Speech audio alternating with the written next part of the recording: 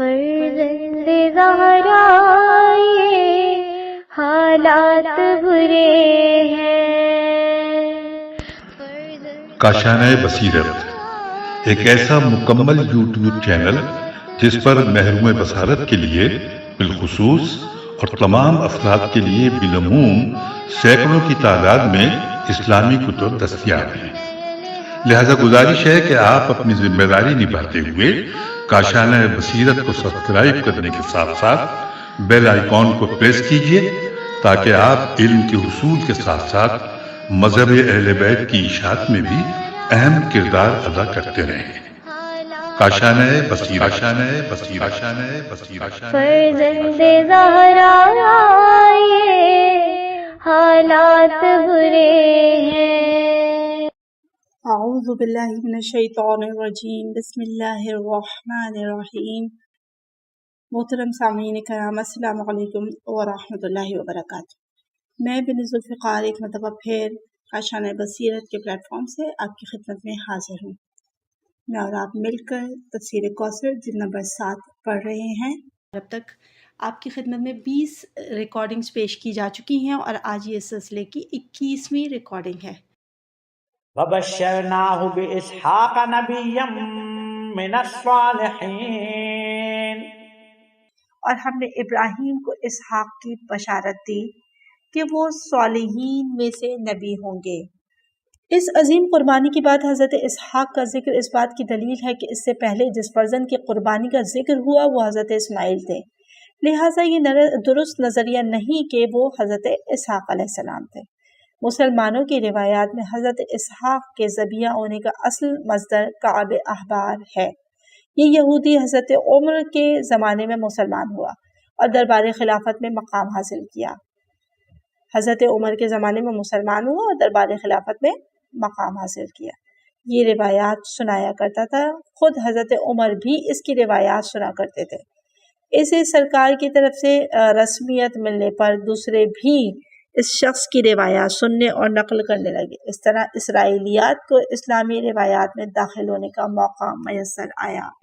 وَبَارَكْنَا عَلَيْهِ وَعَلَى إِسْحَاقَ وَمِن ذُرِّيَّتِهِمَا مُحْسِنٌ وَظَالِمٌ لِّنَفْسِهِ مُبِينٌ، اور ہم نے ان پر اور اسحاق پر برکات نازل کی، اور ان دونوں کی اولاد میں نیکی کرنے والا بھی ہے اور اپنے نفس پر سری ظلم کرنے والا بھی ہے۔ اس آیت کی تفسیر اس طرح سے ہے کہ وَبَارَكْنَا عَلَيْهِ، ہم نے ابراہیم پر اپنی برکتوں کا نزول کیا، یعنی ان کی اولاد میں سے انبیاء مبعوث ہوئے۔ وَعَلَى اسحاق، اور اسحاق پر بھی برکتوں کا نزول ہوا اور ان کی اولاد میں سینکڑوں انبیاء مبعوث ہوئے۔ حضرت یعقوب سے لے کر حضرت عیسیٰ تک تمام انبیاء اولاد اسحاق ہیں۔ وَمِن ذُرِّيَّتِهِمَا مُحْسِنٌ وَظَالِمٌ، حضرت ابراہیم اور حضرت اسحاق کی اولاد میں نیک اور صالح افراد ہوں گے اور ظلم بنفس کے مرتکب افراد بھی۔ یہودی نظریے کے خلاف نیک ہونا اور نیک نہ ہونا نژادی مسئلہ نہیں ہے، عمل سے مربوط ہے۔ اولاد ابراہیم ہونے کے باوجود شرک جیسے ظلم بنفس کے مرتکب ہو سکتے ہیں۔ اس سے دو مسئلے واضح ہو جاتے ہیں، ایک یہ کہ انسان کا نیک ہونا نہ ہونا کسی نژاد کے ساتھ مربوط نہیں ہے، دوسرا یہ کہ قیادت و رہبری نسل ابراہیم سے بیرون بھی نہیں ہے، نژاد کی وجہ سے نہیں، ایثار و قربانی کی وجہ سے۔ وَلَقَدْ مَنَنَّا عَلَى مُوسَىٰ وَهَارُونَ، اور بتحقیق موسیٰ اور ہارون پر ہم نے احسان کیا۔ اور اس کی تفسیر میں لکھا ہے موسیٰ اور ہارون علیہ السلام پر اللہ کی طرف سے جو احسانات ہوئے ہیں ان کا ذکر ہے۔ وَنَجَّيْنَاهُمَا وَقَوْمَهُمَا مِنَ الْكَرْبِ الْعَظِيمِ، اور ان دونوں کی قوم کو عظیم مصیبت سے ہم نے نجات دی۔ اس کی تفسیر میں لکھا ہے پہلا احسان یہ ہے کہ موسیٰ اور ہارون علیہ السلام اور ان کی قوم کو فرعون اور فرعونیوں کے عذاب عظیم سے نجات دی، جو ان کی اولاد کو قتل کرتے، عورتوں کو خدمت گزاری کے لیے زندہ چھوڑتے، انسانیت سوز مظالم اور تحقیر و تذلیل سے دوچار کرتے تھے۔ ونصرناهم فكانوا هم الغالبين. اور ہم نے ان کی مدد کی تو وہی غالب آنے والے ہو گئے. تفسیر: دوسرا احسان یہ ہوا کہ فرعون جیسی طاغوتی سپر پاور یا سپر طاقت پر بنی اسرائیل جیسی اسیر قوم کو فتح و غلبہ عنایت فرمایا اور فرعون و فرعونیوں کو غرق آب کر دیا. وآتيناهم الكتاب المستبين. ہم نے ان دونوں کو روشن کتاب دی. اس آیت کی تفسیر اس طرح سے ہے کہ تیسرا احسان یہ ہوا کہ ان دونوں کو توریت جیسی عظیم کتاب عنایت فرمائی جو بنی اسرائیل کے لیے دونوں جہان کی سعادت لے کر آئی. وهديناهم الصراط المستقيم. اور ان دونوں کو سیدھا راستہ ہم نے دکھایا. چوتھا احسان یہ تھا کہ ہر قدم پر دشمن کا مقابلہ کرنے کے لیے اللہ نے ان دونوں ہستیوں کی سیدھے راستے کی رہنمائی فرمائی، جس کی وجہ سے ایک پھنسی ہوئی قوم زمانے کے طاغوت کا مقابلہ کر سکے. وتركنا عليهما في الآخرين. اور ہم نے آنے والوں میں ان دونوں کے لیے ذکر جمیل باقی رکھا. اس کی تفسیر: پانچواں احسان یہ ہوا کہ ان کا ذکر جمیل تا قیامت آنے والوں میں زندہ رکھا. ان کی طویل اور صبر آزما تحریک کو آنے والی نسلوں کے لیے مشعل راہ قرار دیا. اور سب سے اہم یہ ہے کہ قرآن جیسی ابدی کتاب ان دونوں بھائیوں کے ذکر جمیل سے پر ہے. سلام علی موسیٰ و ہارون. موسیٰ اور ہارون پر سلام ہو. تفسیر: چھٹا احسان یہ ہے کہ ان دونوں بھائیوں پر اول تو اللہ کی طرف سے سلام و محبت ہے، دوم یہ کہ آنے والی تمام نسلوں کی طرف سے تا قیامت سلام و محبت کا سلسلہ جاری رہے گا. اِنَّا كَذَلِكَ نَجْزِي الْمُحْسِنِينَ. ہم نیکی کرنے والوں کو ایسے ہی جزا دیتے ہیں. تفسیر: ساتواں احسان یہ ہے کہ قیامت تک آنے والی نسلوں میں سلام و محبت، ذکر جمیل، مشکلات سے نکلنے کا راستہ دکھانا، ایک عظیم کتاب عنایت فرمانا، فتح و نصرت سے نوازنا وغیرہ جیسی ایسی جزائیں ہیں جو ان دونوں بھائیوں کے شامل حال رہی ہیں. إِنَّهُمَا مِنْ عِبَادِنَا الْمُؤْمِنِينَ. یہ دونوں ہمارے مومن بندوں میں سے تھے. یہ سب کچھ اس ایمانی قوت کی وجہ سے ہوا جو ان دونوں بھائیوں پر میں بدرجہ اتم موجود تھی. وَإِنَّ إِلْيَاسَ لَمِنَ الْمُرْسَلِينَ. اور الیاس بھی یقیناً پیغمبروں میں سے تھے. اس آیت کی تفسیر اس طرح سے ہے: حضرت الیاس انبیاء بنی اسرائیل میں سے تھے اور حضرت سلیمان کے بعد مبعوث ہوئے. جب بنی اسرائیل میں بت پرستی عام ہونا شروع ہو گئی تو حضرت الیاس نے اس بت پرستی کے خلاف قیام کیا. حضرت سلیمان کے بعد بنی اسرائیل کی سلطنت دو حصوں میں بٹ گئی. ایک حصے پر آل داؤد قابض تھے جو یہودی ریاست کے نام سے موسوم تھی، اور دوسرے حصے کو اسرائیلی ریاست کا نام دیا گیا. اس کے بادشاہ نے لبنان کے بادشاہ کی لڑکی سے شادی کر لی جو مشرکہ تھی. بعد میں خود بھی مشرک ہو گیا، جس سے بت پرستی کو تقویت ملی. اس وقت حضرت الیاس نے بت پرستی کے خلاف قیام کیا. بادشاہ سے جانی خطرہ لاحق ہونے کی وجہ سے حضرت الیاس نے ہجرت اختیار کی. اسی اثنا میں یہودی ریاست کے بادشاہ نے اسرائیل کے بادشاہ کی بیٹی سے شادی کر لی، جس کی وجہ سے یہاں بھی بت پرستی کو رواج ملا. حضرت الیاس نے یہاں بھی اس بت پرستی کے خلاف آواز اٹھائی. اذ قال لقومه الا تتقون اتدعون بعلا وتذرون احسن الخالقین. جب انہوں نے اپنی قوم سے کہا کیا تم اپنا بچاؤ نہیں کرتے، کیا تم بال کو پکارتے ہو اور سب سے بہتر خلق کرنے والے کو چھوڑ دیتے ہو. ان آیات کی تفسیر کچھ اس طرح سے: اللہ تتقون، بت پرستی کے نتیجے میں آنے والی ابدی تباہی سے اپنا بچاؤ نہیں کرتے. انبیاء علیہ السلام انسانوں کو تباہی سے بچانے کے لیے مبعوث ہوتے ہیں، اسی لیے ان کی تعلیمات میں انذار کا پہلو زیادہ ہوتا ہے بنسبت بشارت کے. اتدعون بعلا، تعجب ہے تم احسن الخالقین کو چھوڑ کر بعل کو پوچھتے ہو. بعل اہل کنعان کے سب سے بڑے بت کا نام ہے. دراصل بعل کے معنی بلندی کے ہیں. اسی سے اس درخت کو بال کہتے ہیں جو بلند ہو گیا ہو اور اپنی جڑوں کے ذریعے پانی جذب کرتا ہو۔ باب زکوٰۃ میں ہے اذا کانت صیحہ او بعل العشر، یہ حدیث نبوی سے لیا گیا۔ اگر نہر یا جڑوں سے سیراب ہوتا ہے تو 10واں حصہ زکوٰۃ ہے۔ اسی سے سردار، مالک اور شوہر کو بھی بال کہتے ہیں۔ قدیم بت پرستوں نے اپنے ایک خاص بت کو بال کا نام دیا تھا، خصوصاً لبنان، شام اور فلسطین کے علاقوں میں بال بت پرستی عام تھی، اور اس کے ساتھ ایک دیوی بھی تھی جو عشقہ روس کے نام سے موسوم تھی۔ کہتے ہیں حضرت موسیٰ کے زمانے میں اسی بت کو مولک کہتے تھے۔ اس بت کی شکل انسان کی شکل میں تھی، سر گوسالہ کا جس کے 2 سینگ تھے، سر پر تاج، ایک کرسی پر دونوں ہاتھ پھیلائے ہوئے گویا کوئی چیز وصول کر رہا ہے۔ یہ تانبے سے بنا ہوا، اندر سے خالی تھا، ایک تنور کی مانند چبوترے پر رکھا ہوتا تھا۔ وہ اس تندور کے اندر آگ جلاتے تھے اور لوگ اپنی قربانیوں کو اس کے ہاتھوں پر رکھتے تو سادہ لوگ یہ سمجھتے کہ معبود نے اس قربانی کو جلا کر قبول کیا ہے۔ پیرس کے عجائب گھر میں بال کی ایک مورتی موجود ہے جو پتھر سے تراشی ہوئی ہے، انسان کی شکل میں ہے، سر پر ایک خود ہے جس کے 2 سینگ ہیں، اس کے ہاتھ میں ایک گھنٹی ہے، شاید بعض قوموں کے نزدیک بال کی یہ شکل ہوگی۔ یہ ریفرنس لیا گیا التحریر و تنویر سے۔ حضرت الیاس کی آمد کی خبر تو پہلے ہی بائبل میں دے دی گئی تھی، مگر بنی اسرائیل نے انہیں نہیں پہچانا اور اذیت پہنچائی، مگر بعد میں وہ حضرت الیاس کے اس قدر عقیدت مند ہو گئے کہ عقیدہ عام ہو گیا کہ انہیں آسمان میں اٹھا لیا گیا ہے اور پھر دنیا میں آنے والے ہیں۔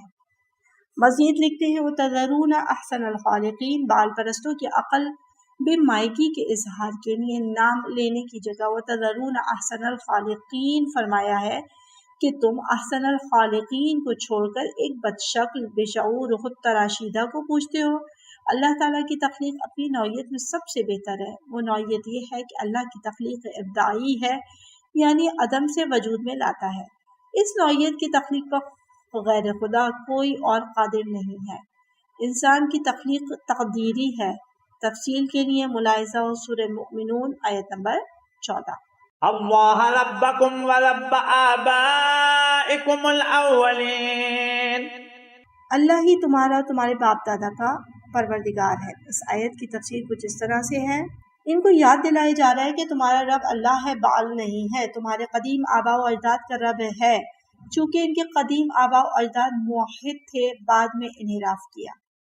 فکذبوہ فإنہم لمحضرون، تو انہوں نے ان کی تکذیب کی، پس وہ حاضر کیے جائیں گے۔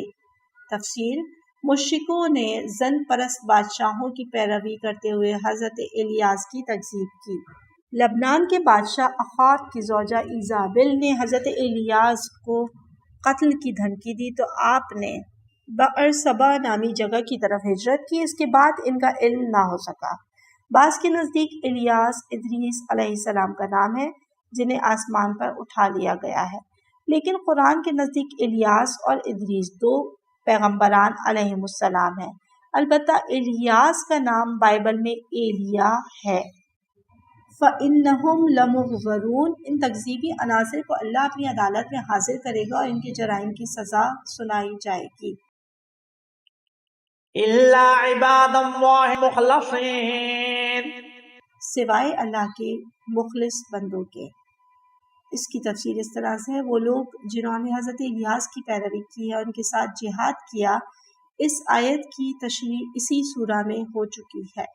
سلام علی الیاسین، اور ہم نے آنے والوں میں ان کے لیے ذکر جمیل باقی رکھا، آل یاسین پر سلام ہو۔ اس کی تفسیر پیش کرتے ہیں، لکھتے ہیں کہ بعض کے نزدیک الیاسین حضرت الیاس ہی کا دوسرا تلفظ ہے۔ نافع اور ابن عامر کی قراءت میں آل یاسین آیا ہے۔ فضائل لکھ رہے ہیں، ابن کثیر نے اپنی تفسیر میں لکھا ہے کچھ لوگوں نے سلام علی آل یاسین پڑھا ہے، اس سے مراد آل محمد صلی اللہ علیہ وآلہ وسلم ہے۔ ابن حجر نے صواعق محرقہ میں اس آیت کو شان اہل بیت میں نازل ہونے والی آیات میں شمار کیا ہے۔ حضرت ابن عباس کی روایت کو ابو صالح اور مجاہد دونوں نے بیان کیا ہے کہ آل یاسین سے مراد آل محمد ہے۔ ملاحظہ ہو شواہد التنزیل ذیل آیت مجموع الزوائد 174، اربلی کشف الغمہ جلد نمبر 1 صفحہ نمبر 234، المعجم الکبیر۔ خود حضرت علی علیہ السلام سے روایت ہے یاسین محمد و نحن علی یاسین آل یاسین۔ ملاحظہ ہو شواہد التنزیل۔ إنا كذلك نجزي المحسنين إنه من عبادنا المؤمنين وإن لوطا لمن المرسلين إذ نجيناه وأهله أجمعين إلا عجوزا في الغابرين ثم دمرنا الآخرين۔ ہم نیکی کرنے والوں کو ایسے ہی جزا دیتے ہیں، بے شک وہ ہمارے مؤمن بندوں میں سے تھے، اور لوط بھی یقیناً پیغمبروں میں سے تھے جب ہم نے انہیں اور ان کے سب گھر والوں کو نجات دی، سوائے ایک بڑھیا کے جو پیچھے رہ جانے والوں میں سے تھی، پھر ہم نے سب کو ہلاک کر دیا۔ تفسیر آتی ہے اس آیت کی اس طرح سے کہ حضرت لوط علیہ السلام کا ذکر اس سے پہلے متعدد آیات میں آ چکا ہے۔ پھر لکھتے ہیں اللہ عجوزہ، یہ بڑھیا حضرت لوط کی بیوی ہے جو ایک رسول کی بیوی ہونے کے باوجود اپنے شوہر کی نافرمانی کر کے اپنی بدکار قوم کا ساتھ دینے کو ترجیح دے رہی تھی، چنانچہ یہ بڑھیا بدکار قوم کے ساتھ ہلاک ہو گئی۔ ثم دمرنا الآخرین وَإِنَّكُمْ لَتَمُرُّونَ عَلَيْهِمْ مُصْبِحِينَ وَبِاللَّيْلِ أَفَلَا تَعْقِلُونَ۔ پھر قوم لوط کو اس طرح تباہ کر دیا کہ وہ زمین میں دھنس گئی اور اس پر آسمان سے پتھروں کی بارش ہوئی، اور تم دن کو بھی ان بستیوں سے گزرتے رہتے ہو اور رات کو بھی، تو کیا تم عقل سے کام نہیں لیتے ہو؟ ان آیات کی تفسیر کچھ اس طرح سے ہے کہ اہل مکہ شام کی طرف بغرض تجارت جاتے ہوئے قوم لوط کے تباہ شدہ علاقوں سے گزرا کرتے تھے، چنانچہ دریائے مردار کی جگہ یہ قوم آباد تھی۔ آج بھی اس علاقے پر تباہی کے آثار نمایاں ہیں۔ افلا تعقلون، عقل کا تقاضا یہ تھا کہ ان کے عبرتناک انجام سے سبق سیکھتے اور اپنے رسول صلی اللہ علیہ وآلہ وسلم کی نافرمانی نہ کرتے۔ وَإِنَّ يُونُسَ لَمِنَ الْمُرْسَلِينَ إِذْ أَبَقَ إِلَى الْفُلْكِ الْمَشْحُونِ۔ اور یونس بھی یقیناً پیغمبروں میں سے تھے جب وہ بھری ہوئی کشتی کی طرف بھاگے۔ آیت نمبر 139 اور 140 کی تفسیر شروع کرتے ہیں۔ یونس بن متا، عبرانی زبان میں ان کا نام یونان بن امتائی ہے۔ آپ بنی اسرائیل کے انبیاء میں سے ہیں اور فلسطین سے ان کا تعلق ہے۔ انہی کو عراق کے ایک شہر اہل نینوا کی طرف مبعوث کیا گیا جب بنی اسرائیل آشوریوں کے ہاں اسیر تھے۔ ان کے زمانے کا اندازہ 800 قبل مسیح لگایا گیا ہے۔ اذ ابقا، غلام کے اپنے آقا سے بھاگ جانے کو اباق کہتے ہیں۔ حضرت یونس نے اپنی قوم کو چھوڑنے میں جلدی کی اور اذن خدا کے بغیر وہاں سے نکل گئے۔ ان کی قوم نے ان کی تکذیب کی، اسیری میں ہونے کی وجہ سے آشوریوں کی طرف سے زیادہ اذیت کی توقع تھی، اس لیے وہاں سے نکل گئے اور کشتی پر سوار ہوئے۔ الی الفلک المشحون، شحن کے لفظ سے معلوم ہوتا ہے کہ حضرت یونس جس کشتی پر سوار تھے اس میں گنجائش سے زیادہ افراد بیٹھے ہوئے تھے، چونکہ مشحون پرشدہ کو کہتے ہیں۔ فَسَاهَمَ فَكَانَ مِنَ الْمُدْحَضِينَ، پھر قرار ڈالا تو وہ مات کھانے والوں میں سے ہوئے۔ کچھ کلمات کی تشریح لکھی ہے۔ پہلا کلمہ ہے فساہمہ، قرآن اندازی کے تیر کو سہمن کہا جاتا ہے۔ مزید ایک اور کلمہ لکھا المدحزہ، اصل میں دحزہ پاؤں پھسلنے کو کہتے ہیں۔ ان آیات کی تفسیر یعنی اس آیت کی تفسیر اس طرح سے لکھی ہے کہ فساہمہ، سمندر میں تلاطم آیا، غرق کا خطرہ لاحق ہوا تو قرآن اندازی ہوئی کہ جس کا نام نکل آئے اسے سمندر میں پھینک دیا جائے۔ یہودی تاریخ میں آیا کہ لوگ آپس میں کہنے لگے دیکھتے ہیں اس تلاطم کا سبب کون سا شخص ہے، قرآن اندازی کے ذریعے معلوم کرتے ہیں تو یونس کا نام نکل آیا۔ قرآن اندازی قدیم قوموں میں رائج تھی۔ جب کسی کشتی میں گنجائش سے زیادہ افراد موجود ہوتے تھے تو قرآن اندازی کے ذریعے اس مشکل کو حل کیا کرتے تھے۔ اس قرآن اندازی سے حکم شرعی کا استنباط نہیں ہو سکتا، چونکہ جن لوگوں نے یہ عمل کیا ہے ان کا عمل حجت نہیں ہے۔ اگر حضرت یونس کا قبول کرنا حجت قرار دیا جاتا ہے تو بھی ہماری شریعت میں ثابت نہیں ہے، البتہ ہماری شریعت میں چند ایک شرائط کے تحت قرآن اندازی مشروع ہے۔ حضرت مریم علیہ السلام کی کفالت کے بارے میں قرآن اندازی سے کام لیا گیا تھا۔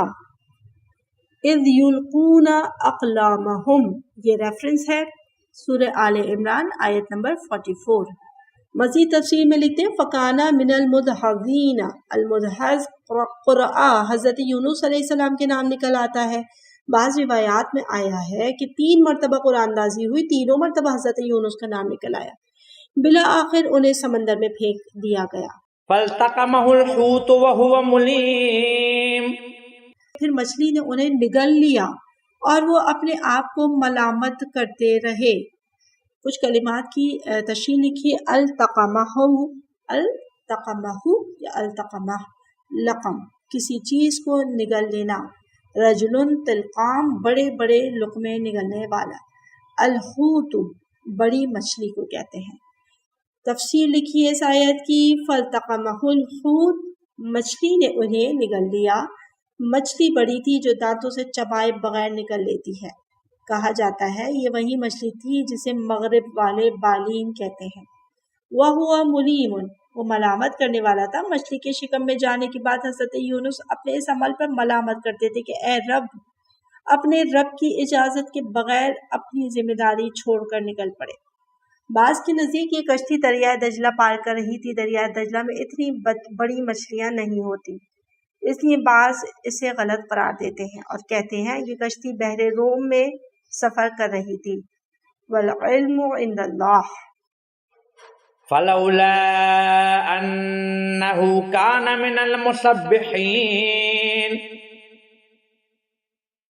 للبث في بطنه الى يوم يبعثون، پھر اگر وہ تسبیح کرنے والوں میں سے نہ ہوتے تو قیامت تک اس مچھلی کے پیٹ میں رہ جاتے۔ ان آیات کی تفسیر کچھ اس طرح سے ہے، اس تسبیح کا ذکر سورہ انبیاء میں ہو گیا ہے اور وہ یہ تھا کہ لا الہ الا انت سبحانک انی کنت من الظالمین، یہ ہے سورہ انبیاء کی آیت نمبر 87۔ اس کا مطلب یہ ہے کہ حضرت یونس علیہ السلام اللہ کو ہمیشہ یاد کرنے والوں میں سے تھے۔ اس یاد خدا کی وجہ سے انہیں نجات دے دی گئی اور دوبارہ نبوت کے منصب پر فائز کیا۔ لَلَبِثَ فِي بَطْنِهِ إِلَى يَوْمِ يُبْعَثُونَ، اگر تسبیح کا ذریعہ ان کے ہاتھ میں نہ ہوتا تو اس مچھلی کا شکم ان کی قبر بن جاتا اور سمندر کی تہ میں قیامت تک مدفون رہ جاتے۔ اگر وہ مچھلی کے شکم میں نہ جاتے تو بھی انہیں دوبارہ منصب نبوت پر برقرار نہ کیا جاتا، اگر تسبیح کی صورت میں یاد خدا میں رہنے والے نہ ہوتے۔ سورہ قلم میں پروردگار عالم نے فرمایا لولا ان تدارکہ نعمت من ربہ لنبذ بالعراء وہو مذموم، اگر ان کے رب کی رحمت انہیں سنبھال نہ لیتی تو وہ برے حال میں چٹیل میدان میں پھینک دیے جاتے۔ سورہ قلم آیت نمبر 49۔ مزید لکھتے ہیں آپ کی اس تسبیح کی وجہ سے نعمت الہی نے انہیں سنبھالا دیا اور نبوت کا منصب برقرار رکھا۔ بعض روایات میں آیا ہے کہ وہ 3 دن تک، بعض میں 1 دن، بعض میں آیا چند گھنٹے شکم میں رہے۔ فَنَبَذْنَاهُ بِالْعَرَاءِ وَهُوَ سَقِيمٌ، اور ہم نے بیمار حالت میں انہیں چٹیل میدان میں پھینک دیا۔ اگر اللہ کی رحمت شامل حال نہ ہوتی تو مچھلی کے شکم کے ترشحات کی وجہ سے ان کا وجود ہضم ہو جاتا، تاہم اتنی دیر مچھلی کے شکم میں رہے ہیں کہ مریض ہو گئے، اور حکم خدا سے مچھلی نے حضرت یونس کو ایک بے آب و گیا میدان میں اگل دیا۔ یہاں ایک سوال ذہنوں میں آتا ہے کہ مچھلی کے پیٹ میں کسی انسان کا زندہ نکل آنا کیسے ممکن ہے؟ اس کے جواب میں معجزے کا حوالہ دیے بغیر پیش آنے والا وہ واقعہ کافی ہے جس میں ایک شخص 70 گھنٹے مچھلی کے پیٹ میں رہنے کے بعد زندہ نکل آیا۔ یہ واقعہ انگلینڈ میں پیش آیا۔ مچھیرے بڑی ویل مچھلیوں کا شکار کر رہے تھے۔ ایک شخص کو مچھلی نے نگل لیا۔ دوسرے دن وہ مچھلی مر گئی تھی۔ اس کے پیٹ سے وہ آدمی زندہ برآمد ہوا۔ یہ ریفرنس ہے اردو ڈائجسٹ سے 1964 سے اور بحوالہ تفہیم القرآن۔ وَأَنبَتْنَا عَلَيْهِ شَجَرَةً مِّن يَقْطِينٍ، اور ہم نے ان پر کدو کی بیل اگائی۔ یقطین ایسے درخت کو کہتے ہیں جو تنے پر کھڑا نہ ہو اور بیل کی شکل میں ہو، جیسے کدو، خربوزہ وغیرہ۔ بعض مفسرین تصریح کرتے ہیں کہ یقطین سے مراد کدو ہے۔ یہ درخت حضرت یونس کے لیے سائے اور کھانے پینے کا کام دیتا تھا۔ وَأَرْسَلْنَاهُ إِلَىٰ مِائَةِ أَلْفٍ أَوْ يَزِيدُونَ، اور ہم نے انہیں 1,00,000 یا اس سے زائد لوگوں کی طرف بھیجا۔ نجات کے بعد آپ کو دوبارہ اپنی قوم کی طرف بھیجا جو ابھی ایمان لا چکی تھی۔ ان کی تعداد 1,00,000 سے کچھ زیادہ تھی۔ او کا مطلب بعض کے نزدیک بلکہ ہے، اور ایک روایت میں آیا ہے کہ زیادہ کا مطلب 20,000 ہے۔ اس طرح تعداد 1,20,000 بنتی ہے۔ قوم یونس کے ایمان کا واقعہ سورہ یونس آیت نمبر 98 میں مذکور ہے۔ فَآمَنُوا فَمَتَّعْنَاهُمْ إِلَىٰ حِينٍ، پھر وہ ایمان لے آئے تو ہم نے ایک وقت تک انہیں متاع حیات سے نوازا۔ لکھتے ہیں کہ ایمان لانے اور عذاب ٹل جانے کے بعد قوم یونس کو ایک مدت تک زندگی دی گئی۔ فَاسْتَفْتِهِمْ أَلِرَبِّكَ الْبَنَاتُ وَلَهُمُ الْبَنُونَ أَمْ خَلَقْنَا الْمَلَائِكَةَ إِنَاثًا وَهُمْ شَاهِدُونَ، بس آپ ان سے پوچھیں کیا تمہارے رب کے لیے تو بیٹیاں ہوں اور ان کے لیے بیٹے ہوں؟ اور 150 میں پروردگار فرماتا ہے کیا ہم نے فرشتوں کو جب مؤنث بنایا تو وہ دیکھ رہے تھے؟ ان آیات کی تفسیر کچھ اس طرح سے کی گئی ہے کہ اے رسول ان سے سوال کریں کہ ان لوگوں نے آپ کے رب کے حصے بیٹیاں رکھی ہیں اور خود اپنے لیے بیٹے، بیٹیاں اور بیٹوں میں یہ لوگ خود تفریق کے قائل ہیں۔ یہاں پر سورہ زخرف آیت نمبر 17 کا حوالہ دیا گیا ہے۔ ترجمہ ہے حالانکہ جب ان میں سے کسی ایک کو بھی اس بیٹی کا مزہ سنایا جاتا ہے تو جو اس نے خدائے رحمان کی طرف منسوب کی تھی تو اندر ہی اندر غصے سے پیچ و تاب کھا کر اس کا چہرہ سیاہ ہو جاتا ہے۔ مزید آگے لکھتے ہیں کہ اپنی ذہنیت کے مطابق اللہ کے لیے غیر مرغوب بیٹیاں رکھ دی اور اپنے لیے مرغوب بیٹے رکھ دیے۔ یہاں پر سورہ نجم آیت نمبر 22 کا ریفرنس موجود ہے، ترجمہ پیش کر رہی ہوں۔ یہ تو پھر غیر منصفانہ تقسیم ہے، تل کا اذن قسمت ویزا، یہ تو پھر غیر منصفانہ تقسیم ہے۔ مزید لکھتے ہیں کہ مشرکین فرشتوں کو بیٹیاں سمجھتے تھے اور یہ عقیدہ رکھتے تھے کہ ان بیٹیوں کو اللہ نے اپنا لیا، برگزیدہ کیا ہے۔ مجموع البیان کا موقف یہی ہے، برگزیدہ کر کے نہ ولادت سے۔ مزید برآں لکھتے ہیں کہ ام خلقنا الملائکۃ اناثا، فرشتوں کے مؤنث ہونے پر ان کے پاس کیا شواہد ہیں؟ فرماتا ہے کہ جب ہم فرشتے خلق کر رہے تھے کیا تم اس وقت حاضر تھے؟ الا انہم من افکہم لیقولون ولد اللہ وانہم لکاذبون، آگاہ رہو یہ لوگ اپنی طرف سے گڑھ کر کہتے ہیں کہ اللہ نے اولاد پیدا کی اور یہ لوگ یقیناً جھوٹے ہیں۔ ان آیات کی تفسیر میں پروردگار نے کیا فرمایا اس کی تفسیر کرتے ہیں کہ اسی طرح ان مشرکین کا یہ بھی ایک افتراء اور جھوٹ ہے کہ جو کہتے ہیں اللہ نے اولاد پیدا کی ہے، اللہ کے لیے اولاد کا ہونا ممکن نہیں ہے۔ اس پر ہم نے سورہ مریم آیت نمبر 35 میں تشریح کی ہے۔ اصطفى البنات على البنين ما لكم كيف تحكمون افلا تذكرون ام لكم سلطان مبين فأتوا بكتابكم ان كنتم صادقين، کیا اللہ نے بیٹوں کی جگہ بیٹیوں کو پسند کیا؟ تمہیں کیا ہو گیا ہے؟ تم کیسے فیصلے کرتے ہو؟ کیا تم غور نہیں کرتے یا تمہارے پاس کوئی واضح دلیل ہے؟ بس اپنی کتاب پیش کرو اگر تم سچے ہو۔ ان آیات کی تفسیر اس طرح سے ہے کہ اللہ تعالیٰ نے بیٹیوں کو برگزیدہ کیا ہے، تمہیں تمہاری عقل و خرد کو کیا ہو گیا ہے؟ ایسی بات کرتے ہو جو تمہارے دائرۂ علم و ادراک میں نہیں ہے، اس کے لیے سند درکار ہے، اگر کوئی سند موجود ہے تو اسے پیش کرو۔ فَأْتُوا بِكِتَابِكُمْ، اپنی کتاب پیش کرو۔ تم لوگ سرے سے کسی کتاب و وحی کے قائل نہیں ہو تو بتاؤ تمہارے پاس کیا سند ہے؟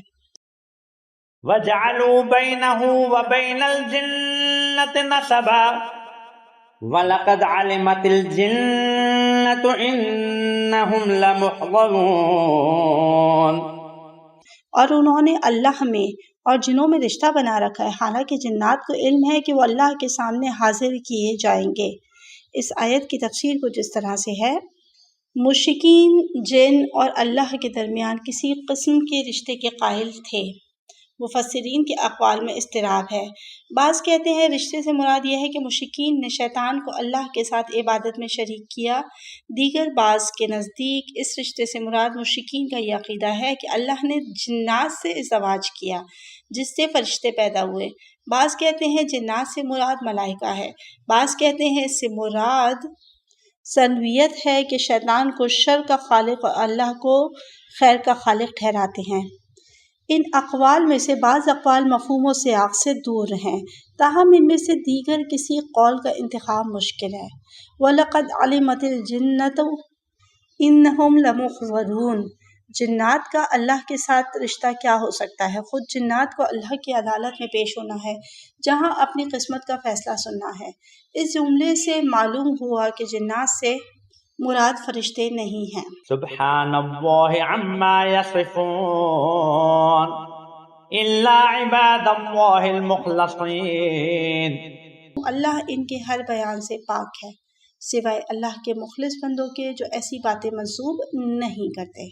ان آیات کی تفسیر مفسر اس طرح سے لکھتے ہیں کہ جب کہ اللہ کی ذات بہت بالا اور منزہ ہے ان باتوں سے جن کی نسبت یہ مشرکین اللہ کی طرف دیتے ہیں۔ اللہ کے لیے فرزند اور رشتے کا تصور اللہ کی شان میں گستاخی ہے جس میں وہ لوگ ملوث ہوتے ہیں جن کا ذہن کفر و شرک کی نجاست میں ملوث ہے، مگر اللہ کے لیے خالص ہونے والے بندے ایسی جسارت میں ملوث نہیں ہوتے۔ فَإِنَّكُمْ وَمَا تَعْبُدُونَ مَا أَنْتُمْ عَلَيْهِ بِفَاتِنِينَ إِلَّا مَنْ هُوَ صَالِ الْجَحِيمِ، بس یقیناً تم اور جنہیں تم پوچھتے ہو سب مل کر اللہ کے خلاف کسی کو بہکا نہیں سکتے سوائے اس کے کہ جو جہنم میں جھلسنے والا ہے۔ ایک کلمے کی تشریح لکھی گئی ہے بفاتنین، اس کا مطلب ہے گمراہ کرنا، فتنے یعنی فساد میں ڈالنا۔ ان آیات کی تفسیر کچھ اس طرح سے ہے: فرشتے یہ بھی کہتے ہیں کہ تم اور تمہارے معبود جنات سب مل کر اللہ کی مرضی اور فیصلے کے خلاف کسی کا کچھ نہیں کر سکیں گے۔ مشرکین لوگوں کو اس واہمے میں ڈالتے تھے کہ جو جنات اور اصنام کو ناراض کرے گا وہ برص اور جذام جیسے موذی مرض میں مبتلا ہو جائے گا۔ الا من هو صال الجحیم، البتہ جو لوگ جہنم میں جھلسنے والے ہیں ان پر ان لوگوں کا بس چلتا ہے اور وہ آسانی سے انہیں واصل جہنم کر دیتے ہیں۔ وَمَا مِنَّا إِلَّا لَهُ مَقَامٌ مَعْلُومٌ، اور ملائکہ کہتی ہیں ہم میں سے ہر ایک کے لیے مقام مقرر ہے۔ اس آیت کی تفسیر اس طرح سے: فرشتے کہتے ہیں ہمارا معبود ہونا دور کی بات ہے، ہمارا تو درجہ ذمہ داری معلوم و متعین ہے، اس سے ہم ذرہ برابر بھی تجاوز نہیں کر سکتے۔ چونکہ فرشتے انسانوں کی طرح نہیں ہیں، انہیں جس کام کے لیے متعین کیا ہے اسی پر کاربند رہتے ہیں۔ یہاں سورہ تحریم آیت نمبر 6 سے ریفرنس لیا گیا ہے: لا یعصون اللہ ما امرہم، اللہ کے حکم کی نافرمانی نہیں کرتے۔ وَإِنَّا لَنَحْنُ الصَّافُّونَ، اور ہم ہی صف بستہ رہتے ہیں۔ تفسیر: ایک تفسیر یہ ہے کہ فرشتے کہتے ہیں کہ اللہ کے احکام کے انتظار میں صف بستہ کھڑے رہتے ہیں کہ تدبیر عالم کے بارے میں جو بھی حکم صادر ہوتا ہے اس کی فوری تعمیل ہو جاتی ہے۔ دوسری تفسیر یہ ہے کہ ہم عبادت کے لیے صف بستہ کھڑے رہتے ہیں۔ حدیث میں آیا ہے ہماری صفوں کو فرشتوں کی صفوں کی طرح بنایا گیا ہے۔ یعنی میری امت کی صفیں ملائکہ کی صفوں کی طرح ہیں۔ وَإِنَّا لَنَحْنُ الْمُسَبِّحُونَ، اور ہم ہی تسبیح کرنے والے ہیں۔ اس آیت کی تفسیر کچھ اس طرح سے ہے: تسبیح اللہ تعالیٰ کو اس بات سے منزہ قرار دینا ہے جو اللہ تعالیٰ کی شان کے لیے لائق اور مناسب نہیں ہے۔ اس میں سر فہرست شرک آتا ہے۔ اسی طرح اللہ تعالیٰ کو ظلم اور جبر و اکراہ سے منزہ قرار دینا وغیرہ۔ وَإِن كَانُوا لَيَقُولُونَ لَوْ أَنَّ عِندَنَا ذِكْرًا مِّنَ الْأَوَّلِينَ لَكُنَّا عِبَادَ اللَّهِ الْمُخْلَصِينَ فَكَفَرُوا بِهِ فَسَوْفَ يَعْلَمُونَ۔ اور یہ لوگ کہا تو کرتے تھے، اگر ہمارے پاس اگلوں سے کوئی نصیحت آ جاتی تو ہم اللہ کے مخلص بندے ہوتے، لیکن اب اس کا انکار کیا، لہٰذا عنقریب انہیں معلوم ہو جائے گا۔ ان آیات کی تفسیر کچھ اس طرح سے ہے: رخ کلام اب مکہ کے مشرکین کی طرف ہو گیا جو رسول اللہ کی تشریف آوری سے پہلے کہا کرتے تھے کہ اگر ہمارے پاس اسی قسم کی نصیحت آ جاتی جو سابقہ امتوں کی طرف آ گئی تو ہم اللہ کے بڑے مخلص بندے ثابت ہوتے۔ ان کا خیال یہ تھا کہ سابق انبیاء ان کی طرف مبعوث نہیں ہوئے ہیں۔ پھر مزید لکھتے ہیں: فَكَفَرُوا بِهِ، جب یہ نصیحت ان کی طرف آئی تو ان لوگوں نے اسے مسترد کر دیا۔ یہاں الذکر یعنی نصیحت سے مراد قرآن مجید ہے۔ فَسَوْفَ يَعْلَمُونَ، آئندہ انہیں اپنے کفر کی عاقبت کا علم ہو جائے گا۔ اس جملے میں ان کافروں کے برے انجام کی خبر دی گئی ہے۔ وَلَقَدْ سَبَقَتْ كَلِمَتُنَا لِعِبَادِنَا الْمُرْسَلِينَ إِنَّهُمْ لَهُمُ الْمَنصُورُونَ وَإِنَّ جُندَنَا لَهُمُ الْغَالِبُونَ۔ اور بتحقیق ہمارے بندگان مرسل سے ہمارا یہ وعدہ ہو چکا ہے، یقیناً وہ مدد کیے جانے والے ہیں، اور یقیناً ہمارا لشکری غالب آ کر رہے گا۔ ان آیات کی تفسیر کچھ اس طرح سے ہے: وَلَقَدْ سَبَقَتْ كَلِمَتُنَا، مکے کے دل شکن حالات میں نازل ہونے والی اس صورت میں غیر مبہم الفاظ میں فتح و غلبہ کی یہ نوید صفحہ تاریخ پر پوری آب و تاب کے ساتھ چمک رہی ہے۔ کلمہ یعنی اللہ کا حتمی فیصلہ اور یقینی وعدہ۔ اللہ تعالیٰ نے جب اپنے رسولوں کو ایک مقصد اور ایک منزل کا تعین کر کے اس کی طرف روانہ فرمایا ہے تو اس وقت اس بات کا فیصلہ ہو چکا ہوتا ہے کہ مرسلین اپنے مشن میں کامیاب رہیں گے۔ اللہ کا ناکام ہونے والے مشن کی طرف نہیں بھیجتا۔ البتہ مرسلین کو اس کامیابی کے لیے انتہائی مشکلات کا مقابلہ کرنا ہوگا۔ اللہ کے اس فیصلے کا یہ مطلب نہیں ہے کہ بلا زحمت چشم زدن میں کامیابی مل جایا کرے گی۔ فرمایا سورہ یوسف آیت نمبر 110 میں: حَتَّى إِذَا اسْتَيْأَسَ الرُّسُلُ وَظَنُّوا أَنَّهُمْ قَدْ كُذِبُوا جَاءَهُمْ نَصْرُنَا، یہاں تک کہ جب انبیاء لوگوں سے مایوس ہو گئے اور لوگ بھی یہ خیال کرنے لگے کہ ان سے جھوٹ بولا گیا تھا تو پیغمبروں کے لیے ہماری نصرت پہنچ گئی۔ مزید لکھتے ہیں کہ نصرت و غلبہ کے اس وعدے کے متعلق ذکر فرمایا، لہٰذا اس میں دنیا و آخرت دونوں کی کامیابی ہے۔ جبکہ دوسری جگہ فرمایا، ہم اپنے رسولوں اور ایمان لانے والوں کی دنیاوی زندگی میں بھی مدد کرتے رہیں گے اور اس روز بھی جب گواہ کھڑے ہوں گے۔ سورہ مومن آیت نمبر 51 کا ریفرنس ہے۔ مزید لکھتے ہیں مفسر کہ وَإِنَّ جُندَنَا لَهُمُ الْغَالِبُونَ، غالب آنے کا مطلب وہ نہیں جو وقتی نگاہ سے دیکھنے والوں کو نظر آتا ہے کہ فرعون اور نمرود کو جو بالادستی حاصل ہے وہ ابراہیم اور موسیٰ کو حاصل نہیں ہے۔ یزید کی وسیع حکومت قائم ہوئی ہے، اس کے مقابلے میں حضرت امام حسین علیہ السلام اور مدینے کے مہاجرین اور انصار بے بس ہیں۔ آج استعماری قوتوں کو بالادستی حاصل ہے اور حق کے ماننے والے مسلمان تہی دست ہیں، بلکہ غالب آنے سے مراد یہ ہے کہ آج نمرود اور فرعون کی طاقت خاک میں مل گئی، لیکن کرۂ ارض پر ابراہیم و موسیٰ علیہ السلام کا بول بالا ہے۔ ابو جہل تاریخ کی تاریک تہوں میں دفن ہو گیا، مگر عبداللہ کا یتیم زندہ و تابندہ ہے۔ یزید کا نام داخل دشنام ہے، جبکہ حضرت امام حسین علیہ السلام کا نام فاتحین میں سر فہرست ہے۔ جند لشکر کو کہتے ہیں اور جندنا ہمارا لشکر اس الہی جماعت کو کہتے ہیں جو عیار دشمن کے خلاف برسر پیکار ہو۔ لہٰذا اس جملے میں اشارہ ہے کہ لشکر اور مجاہد ہونے کی صورت میں غلبہ ہے، اور اگر دشمن کے خلاف صف بستہ ہونے کے بجائے دشمن کی صفوں میں شامل ہو جائیں تو نہ صرف فتح و غلبہ کا وعدہ نہیں ہے بلکہ اس کا قدرتی نتیجہ ذلت و رسوائی ہوگی۔ اہم نکات میں لکھتے ہیں، ہمارا لشکر غالب آئے گا، ہمارا غدار نہیں۔ فَتَوَلَّ عَنْهُمْ حَتَّى حِينٍ، لہٰذا آپ ایک مدت تک ان سے منہ پھیر لیں۔ اس کی تفسیر میں لکھتے ہیں کہ ایک مدت تک ان سے منہ پھیرنے کا حکم میں غیر مبہم اور واضح الفاظ میں اس فتح و نصرت کے وقت کا تعین ہے۔ ایک مدت تک آپ انہیں اپنے جرائم میں مصروف رہنے دیں۔ فتول عنہم، ان کے جرائم، الزامات اور ان کی اہانت اعتنا میں نہ لائیں، وَأَبْصِرْهُمْ فَسَوْفَ يُبْصِرُونَ، اور انہیں دیکھتے رہیں کہ عنقریب یہ خود بھی دیکھ لیں گے۔ اس آیت کی تفسیر کچھ اس طرح سے ہے کہ البتہ ان پر نگاہ رکھو یا یہ انہیں راہ حق اور عذاب سے بچنے کا راستہ دکھاتے رہو۔ منطق و استدلال کا کام جاری رہے، الجھنے سے اجتناب کریں۔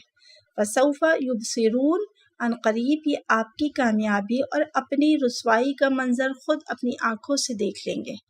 اس میں بھی فتح نصرت کی بشارت ہے۔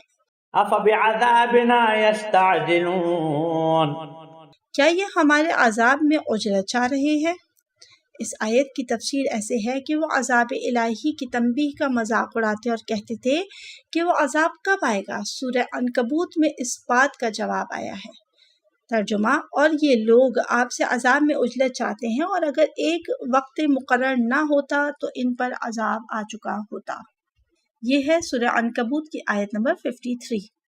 فَإِذَا نَزَلَ بِسَاحَتِهِمْ فَسَاءَ صَبَاحُ الْمُنذَرِينَ، پس جب یہ عذاب ان کے دالان میں اترے گا تو تنبیہ شدگان کی صبح بہت بری ہوگی۔ اس آیت کی تفسیر، جس عذاب کی یہ لوگ جلدی مچا رہے ہیں وہ عذاب جب ان کے گھروں کے دالان میں اترے گا تو اس وقت انہیں علم ہوگا کہ تنبیہ اور نصیحت پوری ہونے کے بعد آنے والا عذاب کتنا شدید ہے۔ فساء صباح المنذرین، وہ صبح بہت بری صبح ہوگی جس صبح ان پر عذاب نازل ہوگا۔ اللہ کا عذاب صبح کے وقت آیا کرتا ہے، جیسے فرمایا سورہ ہود آیت نمبر 81 میں، یقیناً ان کے وعدہ عذاب کا وقت صبح ہے، کیا صبح کا وقت قریب نہیں؟ وَتَوَلَّ عَنْهُمْ حَتَّى حِينٍ، اور آپ ایک مدت تک ان سے منہ پھیر لیں۔ تفسیر میں لکھتے ہیں کہ ایک مدت تک ان کی اذیتوں کو اعتنا میں نہ لائیں، صرف ایک مدت تک۔ اس کے بعد آپ کو فتح و نصرت ملے گی، یہ لوگ نابود ہو چکے ہوں گے۔ وَأَبْصِرْ فَسَوْفَ يُبْصِرُونَ، اور دیکھتے رہیں، عنقریب یہ خود بھی دیکھ لیں گے۔ اس کی تفسیر اس طرح سے کرتے ہیں، چنانچہ چشم عالم نے دیکھ لیا کہ ان آیات کے نزول کے چند سال بعد رسول اسلام صلی اللہ علیہ وآلہ وسلم فاتح بن کر مکے میں داخل ہو گئے، اور یہ لوگ یا تو نابود ہو گئے یا اگر موجود تھے تو طلقاء یعنی معافی ملنے والے کے طور پر زندہ رہے، اور انہیں بیت المال سے کچھ مل جاتا تو مؤلفۃ القلوب کی مد سے۔ اس طرح کل رسول اللہ کی اہانت کرنے والے آج رسول اللہ کی طرف سے خیرات کھاتے رہے۔ سبحان ربک رب العزت عما یصفون، آپ کا رب جو عزت کا مالک ہے ان باتوں سے پاک ہے جو یہ بیان کرتے ہیں۔ اس آیت کی تفسیر اس طرح سے ہے کہ اے رسول، آپ کا رب پاکیزہ ہے ان تمام باتوں سے جن کی نسبت یہ مشرکین اس کی طرف دیتے ہیں۔ رب العزتی، وہ عزت کا مالک ہے، واحد مالک ہے، عزت کا حقیقی مالک آپ کا رب ہے۔ اگر کسی کو عزت ملتی ہے تو اس سے ملتی ہے، اور آپ کا رب جسے چاہے عزت دیتا ہے اور جسے چاہے ذلیل بناتا ہے۔ وسلام علی المرسلین، اور پیغمبروں پر سلام ہو، وسلام علی المرسلین، اور پیغمبروں پر سلام ہو۔ اس آیت کی تفسیر اس طرح سے کہ امن و سلامتی ہو مرسلین پر، اپنے دشمنوں پر فتح و نصرت کی سلامتی۔ اس آیت کی دوسری تفسیر یہ کی گئی ہے ان مرسلین پر سلام کرو، ان میں کسی قسم کی تفریق نہ کرو۔ والحمد للہ رب العالمین۔ اور ثنائے کامل اس اللہ کے لیے ہے جو عالمین کا پروردگار ہے۔ اس آیت کی تفسیر اس طرح سے ہے، اس خدائے مہربان کی حمد و ثنا کرو جو عالمین کا مالک حقیقی ہے، جس نے ان مرسلین کو ہماری ہدایت کے لیے مبعوث فرمایا، جس نے ہمارے نبی صلی اللہ علیہ وآلہ وسلم کو اپنے عیار دشمنوں پر فتح و نصرت عنایت فرمائی، جس نے محمد و آل محمد کو عزت و سرفرازی عنایت فرمائی اور ان کے دشمنوں کو ذلیل و رسوا کیا۔ حدیث میں آیا ہے، کوئی اگر قیامت کے دن اجر و ثواب مکمل تول کے ساتھ لینا چاہتا ہے تو اسے چاہیے کہ اس کی نشست کا آخری کلام یہ ہو، سبحان ربک رب العزت عما یصفون وسلام علی المرسلین والحمد للہ رب العالمین۔ یہ ریفرنس ہے مجمع البیان سے۔ تو سامعین کرام، ہماری سورہ صافات الحمدللہ رب العالمین یہاں پر مکمل